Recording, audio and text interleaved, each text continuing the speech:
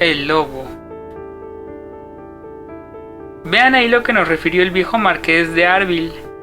A los postres de la comida con que inaugurábamos aquel año la época venatoria en la residencia del barón de Ravels.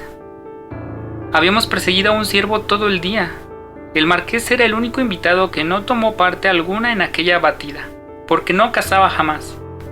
Durante la faustosa comida casi nos habló más que de matanzas de animales. Hasta las señoras oían con interés las narraciones sangrientas y con frecuencia inverosímiles. Los oradores acompañaban con el gesto la relación de los ataques y luchas de hombres y bestias. Levantaban los brazos, ahuecaban la voz.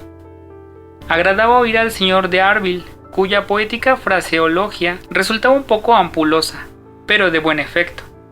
Es indudable que habría referido muchas veces, en otras ocasiones, la misma historia, porque ninguna frase lo hizo dudar, teniéndolas todas ya estudiadas, muy seguro de producir la imagen que le convenía. Señores, yo no he cazado nunca, mi padre tampoco, ni mi abuelo ni mi bisabuelo. Este último era hijo de un hombre que había cazado él solo más que todos ustedes juntos. Murió en 1764, y voy a decir de qué manera. Se llamaba Juan. Estaba casado y era padre de una criatura, que fue mi bisabuelo.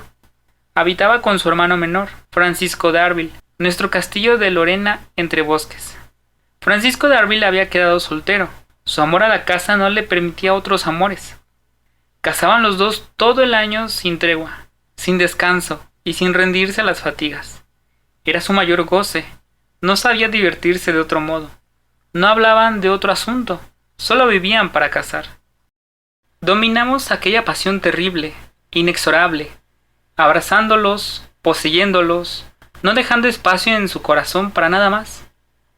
Habían prohibido que por ninguna causa se les interrumpieran en sus cacerías. Mi bisabuelo nació mientras perseguía a su padre a un zorro, y, sin abandonar su pista, Juan de Arville murmuró: «¡Recristo! Bien pudo esperar ese pícaro para nacer a que yo termine». Su hermano Francisco se apasionaba aún más en su afición. Lo primero que hacía en cuanto se levantaba era ver a los perros y los caballos. Luego, entreteníase disparando a los pájaros en torno del castillo, hasta la hora de salir a caza mayor. En la comarca llamábanles el señor marqués y el señor menor.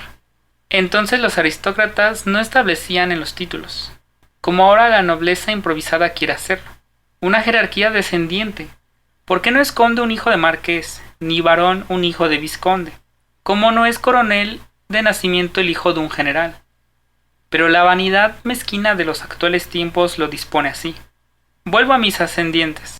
Parece que fueron agigantados, velludos, violentos y vigorosos. El joven aún más que su hermano mayor, y tenía una voz tan recia que, según una opinión popular que le complacía, sus gritos agitaban toda la verdura del bosque. Y, al salir de caza, debieron de ofrecer un espectáculo admirable a aquellos dos gigantes, galopando en dos caballos de mucha talla y brío.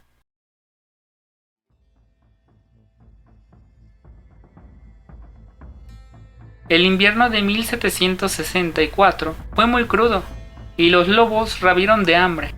Atacaban a los campesinos rezagados, rondaban de noche alrededor de las viviendas, aullaban desde la puesta de sol hasta el amanecer y asaltaban los establos. Círculo de rumor terrible. Hablase de un lobo colosal, de pelo gris, casi blanco. Había devorado a 2 niños y el brazo de una mujer. Había matado a todos los mastines de la comarca y, saltando las tapias, oliscaba sin temor alguno bajo las puertas. Ningún hombre dejó de sentirse resoplar. Su resoplido hacía estremecer la llama de las luces. Invadió la provincia un pánico terrible. Nadie salía de casa de noche ni al anochecer. La oscuridad parecía poblada en todas partes por la sombra de aquella bestia. Los hermanos de Arville, resueltos a perseguir y matar al monstruo, dispusieron grandes cacerías, invitando a los nobles de la región. Todo fue inútil. Ni en los bosques ni entre las malezas lo hallaron jamás.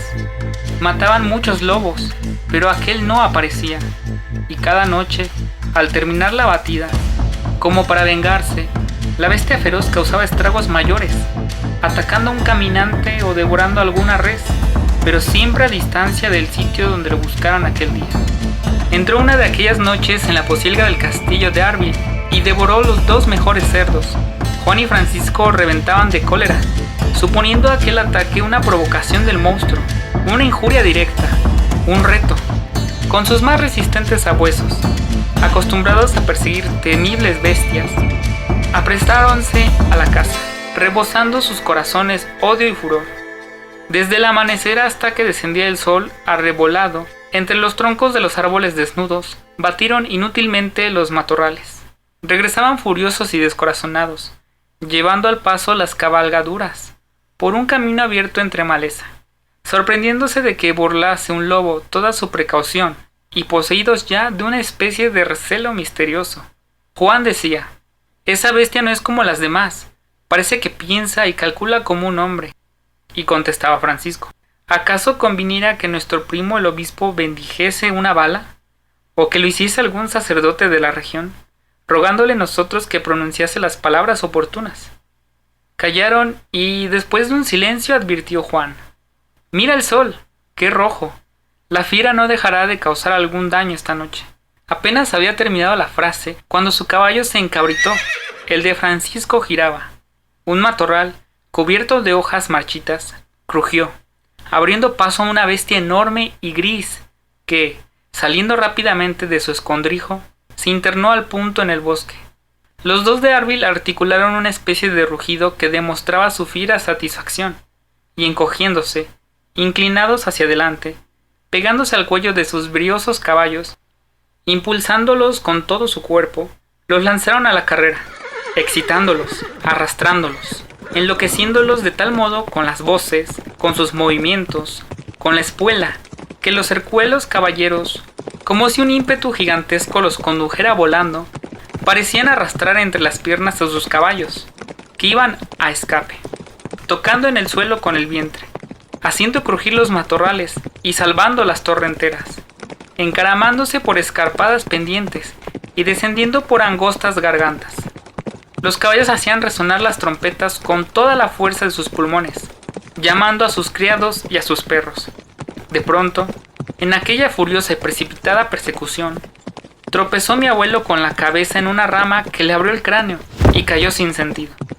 Mientras el caballo continuaba su carrera loca, desapareciendo en la densa oscuridad que iba envolviendo el bosque, Francisco de Arbil paró en seco y se apeó. Cogiendo en brazos a su hermano, vio que por la herida, entre la sangre, asomaba también el cerebro. Entonces, apoyándolo sobre sus rodillas, contempló el rostro ensangrentado, las facciones rígidas, inertes del marqués. Poco a poco un miedo lo invadió, un miedo extraño que no había sentido nunca. Temía la oscuridad, la soledad, el silencio del bosque. Hasta llegó a temer que apareciera el fantástico lobo, que se vengaba de aquella persecución tenaz de los Arbil, haciendo morir al mayor de los hermanos. Espesaban las tinieblas, el frío, agudo, hacía crujir los árboles. Francisco se incorporó, tembloroso, incapaz de permanecer allí más tiempo, sintiéndose casi desfallecer. No se oía nada, ni ladridos de perros, ni voces de tropa. Todo estaba mudo en el invisible horizonte, y aquel silencio taciturno de una helada noche tenía bastante de horroroso y extraño. Alzó entre sus manos de coloso el cuerpo gigantesco de Juan, atravesándolo sobre la silla para llevarlo al castillo. Montó y se puso en marcha, despacio, sintiendo una turbación semejante a la embriaguez, perseguido por espectros indefinibles y espantosos. De pronto, una forma vaga cruzó el sendero que la nocturna oscuridad invadía. Era la bestia. Una sacudida brusca, un verdadero espanto agitó al cazador. Algo frío, como una gota de agua, se deslizó sobre sus riñones. Y, como un ermitaño que ahuyenta a los demonios, el caballo hizo la señal de la cruz, desconcertado ante aquella temible aparición del espantoso vagabundo. Pero sus ojos refrescaron su memoria, presentándole a su hermano muerto. Y, de pronto, pasando en un instante del miedo al odio, rugió furiosamente y espoleando al caballo se lanzó tras el lobo. Lo siguió entre los matorrales, por las torrenteras y a través de bosques desconocidos. Galopaba con la vista penetrante, clavada en la sombra que huía, Tropezaban en los troncos y en las rocas la cabeza y los pies del muerto atravesado en la silla.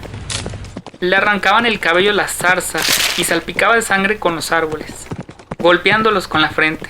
Las espuelas relinchaban y hacían saltar chispas de los pedruscos. De pronto, la bestia y su perseguidor salieron del bosque y se lanzaron a un valle cuando aparecía la luna en lo alto del monte, un valle pedregoso, cerrado por enormes rocas. No hallando fácil salida por aquella parte, la bestia retrocedió. Francisco no pudo contener un alarido estruendoso de alegría, que los ecos repitieron como repiten el rodar de un trueno, y saltó a tierra empuñando el cuchillo de monte. La bestia, con los pelos erizados y arqueando el cuerpo, lo aguardaba. Pero antes de comenzar el combate, cogiendo el cazador el cuerpo de su hermano, lo apoyó entre las rocas, y sosteniéndole con piedras la cabeza, que parecía una masa de sangre cuajada, le dijo a voces, como si hablara con un sordo: «Mira, Juan, mira eso», y se arrojó sobre la bestia. Sentíase bastante poderoso para levantar en vilo una montaña, para triturar pedernales entre sus dedos. La bestia quiso hacer presa en él, procurando arrimar su hocico al vientre del cazador, pero éste la tenía sujeta por el cuello y la estrangulaba tranquilamente con la mano, sin acordarse del cuchillo, gozándose al sentir los ahogos de su garganta y las palpitaciones de su corazón. Reía, reía más. Cuanto más apretaba, reía gritando: «¡Mira, Juan! ¡Mira eso!». Ya no hallaba resistencia. El cuerpo del monstruo cedía con blandura. Estaba muerto. Entonces Francisco lo alzó y, acercándose a su hermano con aquella carga inerte, dejó caer un cadáver a los pies de otro cadáver, diciendo, conmovido y cariñoso: «Toma, Juan, tómalo, ahí lo tienes». Después colocó en la silla los dos cuerpos y se puso en marcha.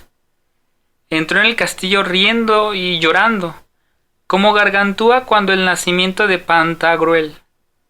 Pregonaba la muerte de la bestia con exclamaciones de triunfador y gritos de gozo.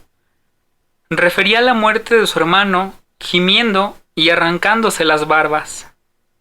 Y, pasado el tiempo, cuando hablaba de aquella noche fatal, decía con lágrimas en los ojos: «Si al menos hubiese podido ver el pobre Juan cómo estrangulé al otro, es posible que muriera satisfecho, estoy seguro».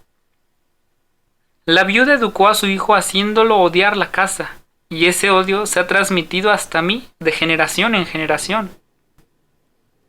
El marqués de Harville había terminado.